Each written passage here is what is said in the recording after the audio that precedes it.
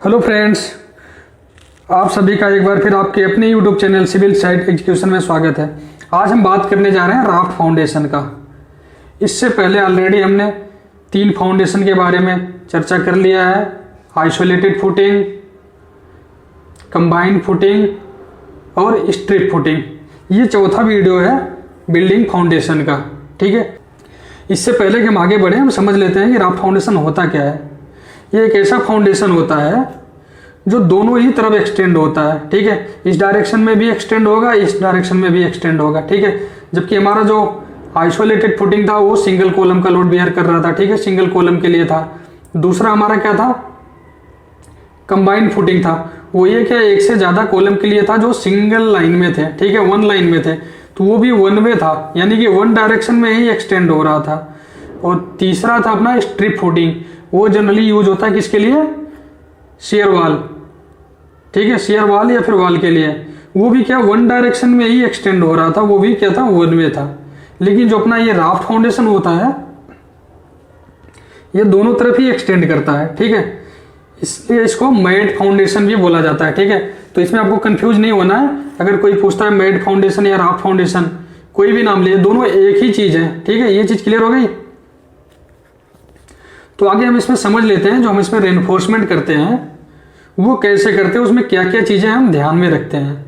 तो गाइस, इसको बताने से पहले एक चीज मैं आपको बता दूं, ये सारे वीडियोस में सिर्फ एग्जीक्यूशन पॉइंट ऑफ व्यू से बता रहा हूं। ठीक है, कि आपको साइड पे एग्जीक्यूशन करते वक्त क्या क्या चीजें आपको ध्यान में रखनी है, ठीक, और क्या क्या चीजें अवॉइड करनी है, और उसमें हम सरिया कैसे बचा पाएंगे और टाइम कैसे हम बचा पाएंगे। ठीक है, और दूसरा डिजाइन का पर्पज क्या होता है। ठीक है, तो सिर्फ यही चीजें मैं डिस्कस कर रहा हूं अपने वीडियोज में। ठीक है, मैं डिजाइन आपको नहीं बता रहा कि ये कितना लोड आ रहा, कैसे कितने साइज का कॉलम होगा।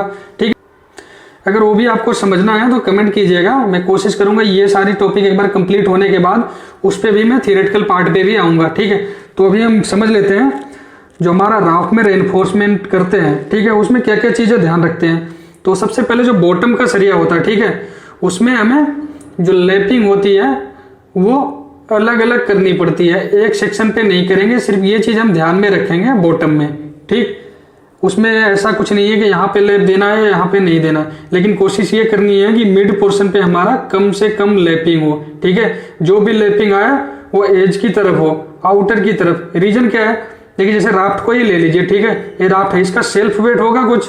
ठीक है, अगर आप इसका सेंट्रीफ्यूगल फोर्स निकालने जाओगे, ठीक है, वो कहीं सेंटर पे ही आएगा। ठीक है, रेक्टेंगुलर है तो ये सेंटर पे ही आएगा, यहाँ कहीं पे। ठीक है, तो जो बेंडिंग मोमेंट आएगा, ठीक है, जो शियर फेलियर के चांसेस सबसे ज्यादा रहेगा वो कहाँ पे रहेगा, सेंटर पे ही रहेगा। तो हम कोशिश करेंगे सेंटर पे लैप अवॉइड करें। ठीक है, तो कहाँ पे लैप इसका कोशिश करेंगे देने की, एज की तरफ, आउटर साइड की तरफ। ठीक है,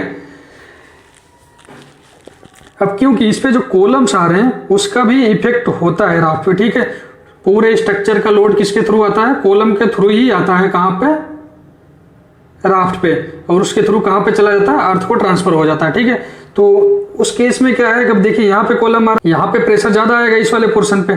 ठीक है ना।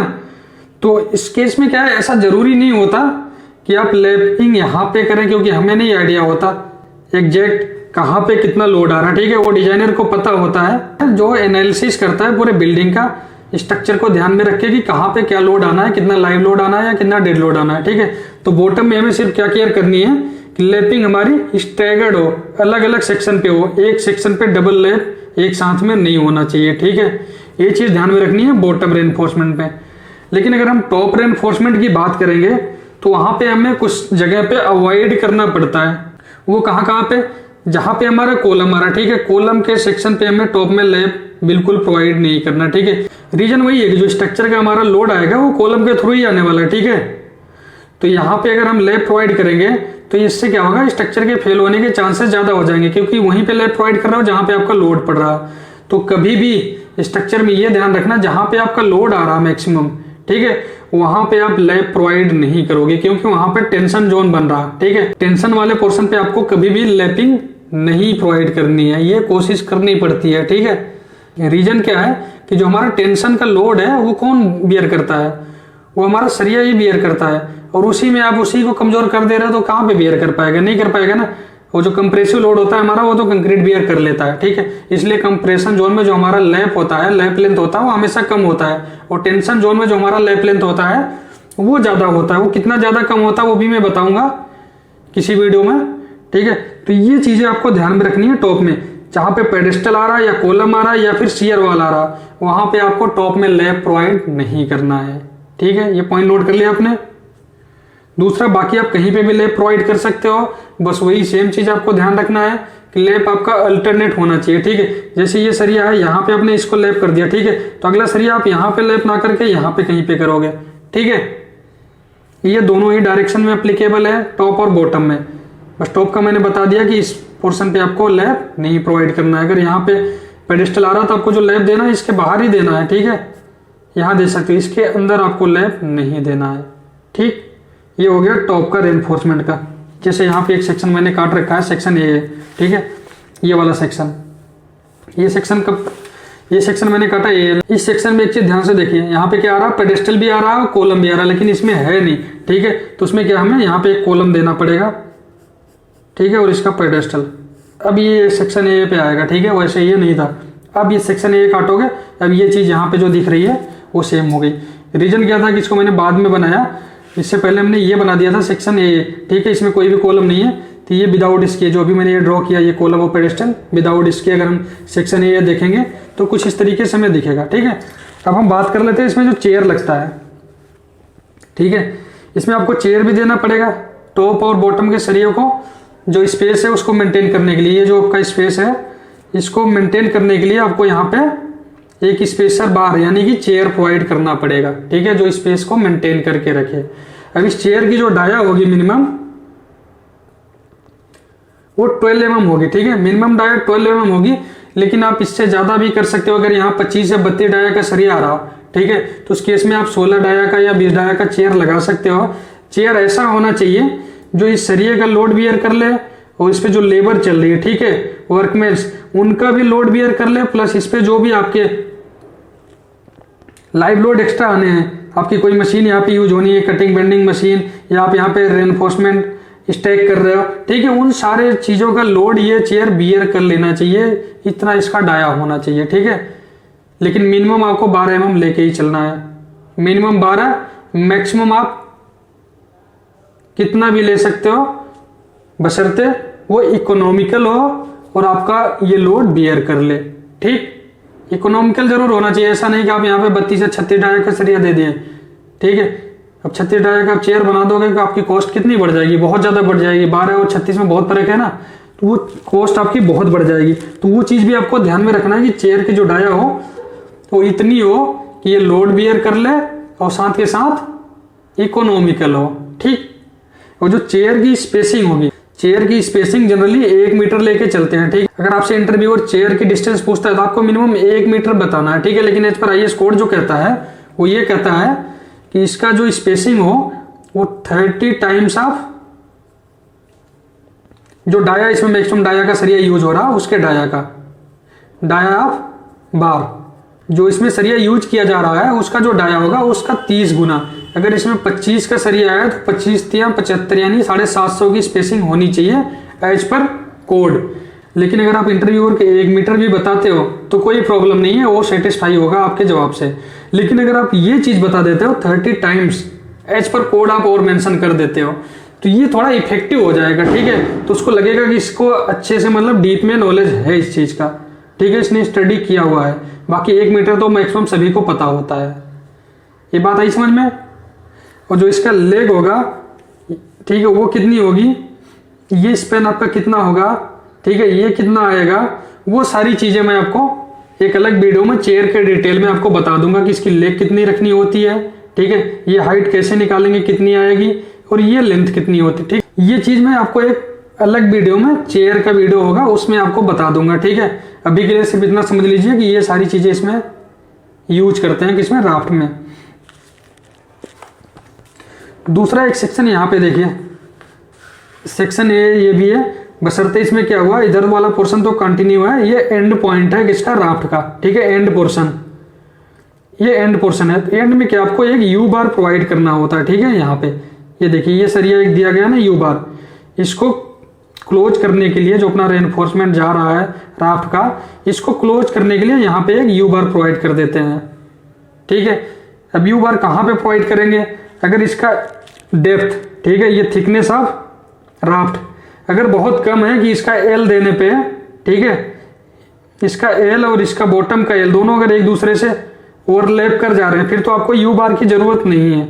ठीक, लेकिन जो इसका एल हम दे रहे हैं, ठीक है, अगर वो ओवरलैप नहीं कर रहा है, ये थिकनेस ज्यादा है, ठीक है, तो उस केस में हम क्या करेंगे, वहां पर यू बार प्रोवाइड करेंगे। ठीक है, ये बात समझ में आ गई, ये कहां पे हम यू बार प्रोवाइड करेंगे और क्यों करेंगे। ठीक है, इसको क्लोज करने के लिए यहाँ पे हम क्या करेंगे, यू बार प्रोवाइड करेंगे। ठीक है, इसका दो फायदा हो जाएगा, एक तो ये क्लोज हो जाएगा आपका राफ्ट, दूसरा ये स्पेसिंग भी मेंटेन करेगा आउटर का। ठीक है, ये स्पेसिंग भी मेंटेन हो जाएगी, यहाँ चेयर की जरूरत नहीं पड़ेगी। ठीक है, ये दो काम कर जाएगा, एक तो चेयर का काम कर जाएगा, दूसरा इसको क्लोज करने का काम। और आपका जो चौथा केस बनता है वो कुछ इस तरीके से बनता है। ठीक है, ये क्या है, लिफ्ट पिट है, ये कोई भी पिट हो सकता है, लिफ्ट का पिट हो सकता है, एलिवेटर का पिट हो सकता है, ये किसी का भी पिट हो सकता है। अगर कहीं पे भी पिट आ रहा, ठीक है, ये जो टॉप का सरिया आपका जा रहा है इसकी तो कंटिन्यूटी खत्म हो गई ना, तो उसको मेंटेन करने के लिए यहाँ पे आपको एक सरिया प्रोवाइड करना पड़ता है। ठीक है, यहाँ से एक कवर मेंटेन करते हुए, ठीक है, एक यहाँ पे सरिया प्रोवाइड करना पड़ेगा। ठीक है, दोनों ही डायरेक्शन में। ये हमारा मेन सरिया इस डायरेक्शन में, जो डॉटर दिख रहा है ना सीधे इसके 90 डिग्री में जो इसके जा रहा है, इसके अपोजिट डायरेक्शन में वो वाला सरिया है जो डॉटेड दिख रहा है। ये सभी में जो डॉटेड दिख रहा है ना, ये वही सरिया जो इसके अपोजिट में ऐसे जा रहा है। ठीक है, अगर इसी में देखें हम तो ऐसे जा रहा है, ये वाला सरिया है। ठीक है, ये तो एलिवेशन पार्ट है, हाइट में है, लेकिन इसमें समझ लेते हैं हम, ये वाला सरिया है। ठीक है, ये वाला सरिया हमने क्या दिखा रखा, डॉटेड में, यहाँ पे दिख रहा है डॉटेड में, तो ये वाला सरिया, और जो ऐसे जा रहा लंबा वो ये वाला सरिया है। ठीक है, ये चीज क्लियर हो गई। तो उस केस में हम क्या करेंगे, एक्स्ट्रा सरिया यहाँ पे प्रोवाइड करेंगे। कितना, इसके फेस से यहाँ जो जाएगा एंड तक, ये एल डी। ठीक है, ये यहाँ एंड तक ये वाली लेंथ कितनी होगी हमारी, एल डी, दोनों साइड, इधर भी इधर भी। ये चीज क्लियर हो गई। ये सारी चीजें आपको ड्राइंग में देख लेनी है, अगर है ऐसा तो ठीक, अगर नहीं है तो एक बार आप डिस्कस कर लेना अपने सीनियर से कि ये सरिया सर प्रोवाइड नहीं किया है, दिया नहीं है। ठीक है, हो सकता है ये सरिया आपको दिया हो, ये लेंथ नहीं दिया हो। ठीक है, तो आप एक बार डिस्कस कर लेना है, आपको एलडी लेना है। ठीक है, आप अपनी तरफ से इसको बताइए सीनियर को, ठीक है, कि ये एलडी लेना होता है सर। ठीक है, उससे इफेक्ट पड़ेगी, आपकी थोड़ी वैल्यू बढ़ेगी। ठीक है, तो आपकी वैल्यू भी अपनी मेंटेन करनी है, साइड पे अगर काम करते हुए आपको अपनी वैल्यू बनानी है, तो कुछ ऐसी टेक्निकल चीजें आपको ले जाके बतानी है। उनको पता होती है ऑलरेडी सीनियर को, ऐसा नहीं है कि उनको पता नहीं होती, वो सारी चीजें पहले से कर चुके होते हैं। लेकिन अगर ये चीजें आप उनको बताते हो, एक अलग इम्पैक्ट पड़ता है, इसका इफेक्ट उन पर पड़ता है। ठीक है, आपकी थोड़ी सी जो इज्जत है ना वो बढ़ जाती है, सिंपल सी बात ये है, और वो बहुत जरूरी होता है साइड पे। ठीक है, ये सारी चीजें समझ में आ गई। बॉटम में देखिए ये सरिया क्या है, 2 3 4 लेयर में है। 4 लेयर में तो नहीं बोलेंगे इसको, 2 लेयर में इस डायरेक्शन में है, 2 लेयर में इस डायरेक्शन में, टोटल 4 बनता है। ठीक है, 2 लेयर में। ये बात क्लियर हो गई। अगर कवर की बात करें तो राफ्ट के केस में तीनों साइड में आपको 75 mm कवर लेना है। तीनों कौन सा, साइड, टॉप, बॉटम। ठीक है, ये भी साइड में ही आ जाता है। साइड, टॉप और बॉटम तीनों में ही आपको 75 mm का कवर लेके चलना है। ठीक है, और वहीं पेडेस्टल के केस में आपको क्या लेना है, 50 mm का कवर लेके चलना है। ठीक है, ये सारी चीजें आपको ध्यान में रखनी होती हैं। तो आई होप ये राफ्ट का जो वीडियो है ये कंप्लीट हो गया। अगर आपको कोई डाउट है तो कमेंट कीजिएगा, मैं कोशिश करूंगा उसको रिजॉल्व करने की। अगर कोई सीनियर देख रहे हो तो मैं रिक्वेस्ट करूंगा कि अगर आपके पास कोई एक्स्ट्रा इसमें जानकारी है तो प्लीज वो शेयर कीजिए। मैं अपना मेल आईडी डाल देता हूं, या फिर नोट डाउन कर लीजिए, सिविल साइट एग्जीक्यूशन @gmail.com। ठीक है, ये मेरी मेल आईडी है, आप इस पे मेरे को सजेशंस दे सकते हो। ठीक है, अगर इसमें कुछ इंप्रूवमेंट की जरूरत है तो आप बताइएगा जरूर, ताकि मैं शेयर कर सकूं और दूसरों का जो नॉलेज है उसको थोड़ा सा इंक्रीज कर सके, और एक दूसरे की इसी बहाने हेल्प हो जाएगी। ठीक है गाइस, तो इस वीडियो को मैं अभी यहीं पे फिनिश कर रहा हूं। इसमें कॉलम वाला पार्ट रह गया। ठीक है, तो कॉलम का वैसे मैंने वीडियो इस पे बनाया हुआ है, लेकिन मैं दोबारा से इस पे डिटेल वीडियो बनाने जा रहा हूं। ठीक है, ये एल कितना प्रोवाइड करते हैं और क्यों करते हैं, वो सारी चीजें, ओवरलैपिंग जोन वगैरह, उसमें मैंने वीडियो बनाया, वो जाके आप देखिए। उसमें अगर कोई डाउट है तो उस पर कमेंट कीजिए। अगर कोई भी सीनियर आप देख रहे हो तो मैं आशा करूँगा कि आप कुछ ना कुछ मेरे को सजेशंस देते रहेंगे।